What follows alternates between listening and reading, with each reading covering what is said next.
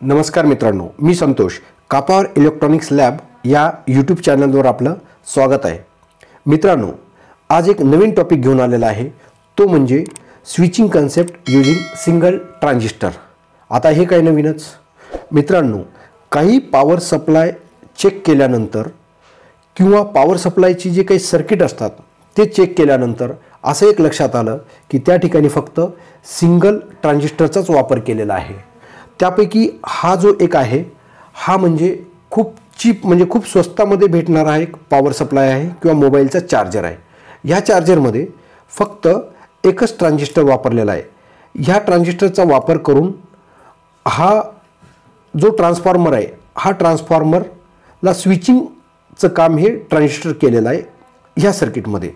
तसंच ही जी मॉस्किटो बॅटची जी सर्किट आहे, ह्या सर्किटमध्ये सुद्धा फक्त एकच ट्रान्झिस्टरचा वापर केलेला आहे.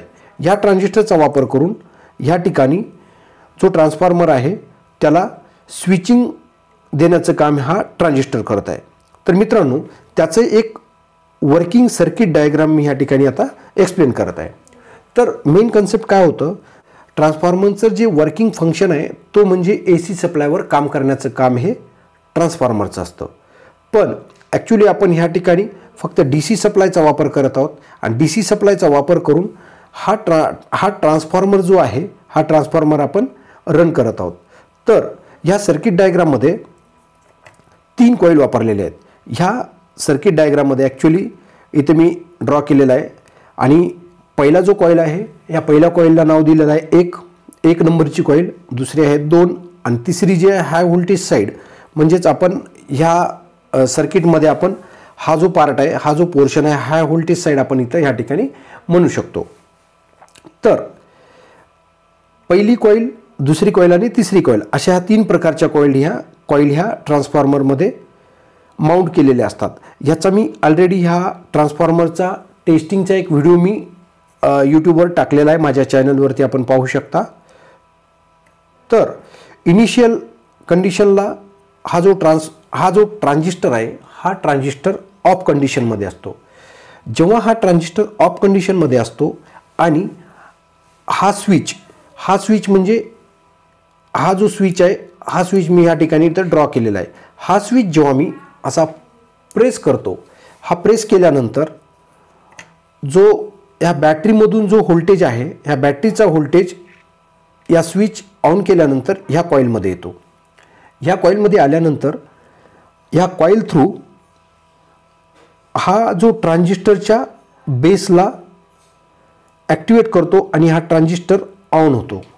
हा ट्रान्झिस्टर ऑन होतो आणि सायमल्टेनियसली जो हाय व्होल्टेज साईड आहे, हाय व्होल्टेज साईडला सुद्धा ज्या प्रकारचे टर्न्स रेशो, कॉईलवरती जे काही टर्न्स रेशो आहेत त्या प्रकारे हाय व्होल्टेजचा या ठिकाणी व्होल्टेज डेव्हलप होत असतो. जर सपोज माझी पॉझिटिव्ह सायकल जर ह्या ठिकाणी आली असेल तर त्याच रेशोमध्ये फक्त इथं पॉझिटिव्ह सायकल आपल्याला आउटपुटला मिळते.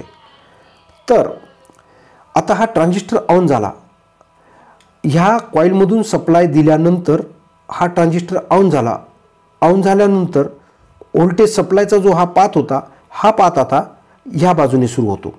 म्हणजेच हा ट्रान्झिस्टर ऑन झाला म्हणजेच जो व्होल्टेजचा जो पाथ आहे, व्होल्टेज ह्या बाजूने ड्राईव्ह होतो आणि ह्या कॉईलला ॲक्टिवेट करतो. 2 नंबरची कॉईल जेव्हा ॲक्टिवेट होते तेव्हा ह्याची जी करंटची जी डायरेक्शन आहे, ह्या करंटची डायरेक्शन ही exactly opposite to the coil number 1 असते. म्हणजेच करंटची डायरेक्शन ही, करंट हा असा फ्लो व्हायला लागतो आणि 1 नंबरची जी कॉईल आहे, त्या 1 नंबरच्या कॉईलची ज्या करंटची जी डायरेक्शन आहे ती ही अशी असते. तर एक्झॅक्टली होतं काय, ज्यावेळी हा ट्रान्झिस्टर ऑन झाल्यानंतर हा सप्लाय, हा जो व्होल्टेजचा जो सप्लाय आहे या कॉईलला मिळतो. कॉईलला मिळाल्यानंतर ही कॉईलचं हे सर्किट कंप्लीट करतं आणि इथून जो करंट ह्या डायरेक्शनने फ्लो व्हायला लागतो. म्हणजेच 1 नंबरची जी कॉईल आहे, 1 नंबरच्या कॉईलला 2 नंबरची कॉईल ही काउंटर करते. याचा अर्थ काय होतो, सपोज माझा ह्या ठिकाणी व्होल्टेज जो आहे, व्होल्टेज आपण ह्या ठिकाणी 4.3 व्होल्ट घेतला आहे. 4.3 व्होल्ट मला इथं जेव्हा जनरेट होत असते तेव्हा हा जनरेट झालेला व्होल्टेज आणि हा ट्रान्झिस्टर ऑन झाल्यामुळे मग हा पाथ मिळून ह्या कॉईलला आलेला असते. मग ही जी कॉईल आहे -4.3 व्होल्टेज ह्या साईडनं देते, कारण एक्झॅक्टली ह्याची जी अरेंजमेंट आहे, ह्या कॉईल नंबर 2ची अरेंजमेंट ही अगदी कॉईल नंबर 1च्या अपोजिट डायरेक्शनने आहे, आपल्याला सर्किट डायग्राममध्ये पाहायला मिळते. तर काउंटर केल्यामुळं ह्या कॉईलच्या अक्रॉस म्हणजेच ह्या कॉईलच्या आउटपुटला म्हणजेच ह्या ट्रान्झिस्टरच्या बेसला 0 व्होल्ट तयार होतो. 0 व्होल्ट जेव्हा या ठिकाणी येतं त्यावेळी हा ट्रान्झिस्टर ऑफ कंडिशनला जातो. ऑफ कंडिशनला जेव्हा हा ट्रान्झिस्टर जातो त्यावेळी जो कॉईल नंबर 2ला जो सप्लाय प्रोव्हाइड होत होता तो इथं स्टॉप होतो. कॉईल नंबर 1ला हा सप्लाय पूर्ववत होतो आणि पण लगेच जेव्हा हा सप्लाय आल्यानंतर परत हा ट्रान्झिस्टर ऑन होतो.